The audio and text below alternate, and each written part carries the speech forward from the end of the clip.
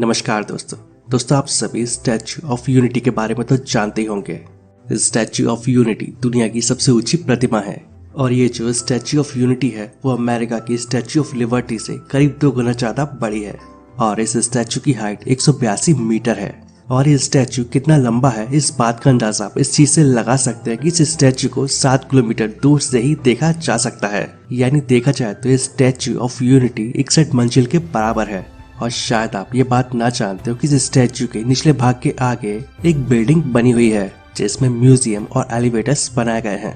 दोस्तों statue of unity को ऐसे डिजाइन किया गया है भूकंप का झटका या 60 मीटर सेकंड जितनी हवा की रफ्तार भी इस स्टैच्यू को नुकसान नहीं पहुंचा सकती है। और 6.5 रिएक्टर स्केल पर आए भूकंप के झटकों में भी इस स्टैच्यू की स्थिरता बरकरार रहेगी और ये स्टैच्यू 180 किलोमीटर प्रति घंटा की रफ्तार से चलने वाली हवाओं को भी झेल सकती है।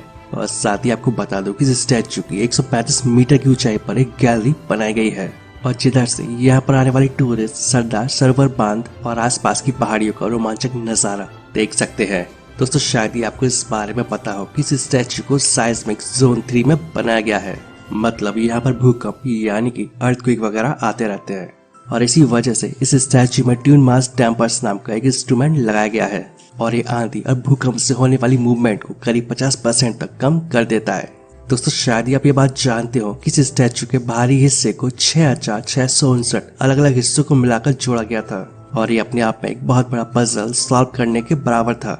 तो अब आपके मन में ये सवाल आ रहा होगा कि जब इस स्टैच्यू में इतनी सारी खूबियां हैं तो ये फैल कैसे हो गई। तो शायद आप ये बात तो जानते ही होंगे कि इस स्टैच्यू को बनाने में 3000 करोड़ रुपए खर्च हुए थे और इसमें सिर्फ इस स्टैच्यू की कीमत ही 1350 करोड़ रुपए है और जो 180 मिलियन डॉलर के बराबर होते हैं। लेकिन अगर इसका कंपैरिजन दुनिया की दूसरी सबसे ऊंची स्टैच्यू से किया जाए जो कि चाइना के स्प्रिंग टेम्पल में लॉर्ड बुद्धा का है और ये पूरा का पूरा स्टैच्यू सिर्फ और सिर्फ 55 मिलियन डॉलर में बना था और इसमें सिर्फ इस स्टैच्यू की कीमत की बात की जाए तो वो सिर्फ 18 मिलियन डॉलर थी। तो अब अगर आप इसके कंपैरिजन पर नजर मारते हैं तो दुनिया का दूसरा सबसे बड़ा स्टैच्यू सिर्फ 18 मिलियन डॉलर में बना था और जबकि दुनिया का सबसे ऊंचा स्टैच्यू यानी कि statue of unity 180 million dollar में बनी थी, यानी कि करीब करीब 10 गुना ज्यादा पैसों में। वैसे अब आप में से कई लोग ये सोच रहे होंगे कि ये सारे के सारे पैसे तो रिकवर हो ही जाएंगे क्योंकि यहाँ पर टूरिस्ट घूमने फिरने और इस स्टैच्यू को देखने आएंगे। लेकिन आपको बता दूं कि official press release statue of unity की तरफ से 1 साल का डेटा दिया गया तो उसमें ये पता चला कि स्टैच्यू ऑफ यूनिटी को 1 साल में देखने के लिए करीब 27 लाख लोग आए और जिनसे 1 साल में 80 करोड़ रुपए कमाए गए। लेकिन दोस्तों अगर आप इन 3000 करोड़ रुपए को बैंक में सिर्फ सेविंग अकाउंट में ही जमा करके रखते हैं तो वो रकम भी इससे कई गुना ज्यादा प्रॉफिट कमा कर देती। अगर आसान शब्दों में कहें तो इस स्टैच्यू पर जो 3000 करोड़ रुपए लगाए गए हैं वो फ्यूचर में जाकर शायद ही रिकवर हो पाए। और जबकि जो गवर्नमेंट है उसका ये मानना था कि यह स्टैच्यू हर साल 1 लाख करोड़ रुपए जनरेट करेगी। और साथ ही आपकी जानकारी के लिए बता दूं कि इतना सारा पैसा लगने के बाद भी जब स्टैच्यू ऑफ यूनिटी के आसपास बारिश हुई तो उसमें पानी भर गया था। इसके अलावा इस स्टैच्यू के पास में 2 करोड़ रुपए की लागत से डायनासोर का 30 फीट का एक स्टैच्यू भी बनाया गया था और ये स्टैच्यू भी सिर्फ कुछ ही हफ्तों में गिर गया। और कुल मिलाकर कहा जाए तो यहाँ सिर्फ पैसों की बर्बादी यानी कि हमारे द्वारा जो टैक्स दिया जाता है उसकी बर्बादी है और ये शायद सरदार वल्लभ भाई पटेल कभी भी नहीं चाहते। वैसे आपको बता दे कि इतने पैसों में तो Sardar Patel memorial, university, college, library, sports park और हॉस्पिटल्स के अलावा और भी बहुत कुछ बनाया जा सकता था।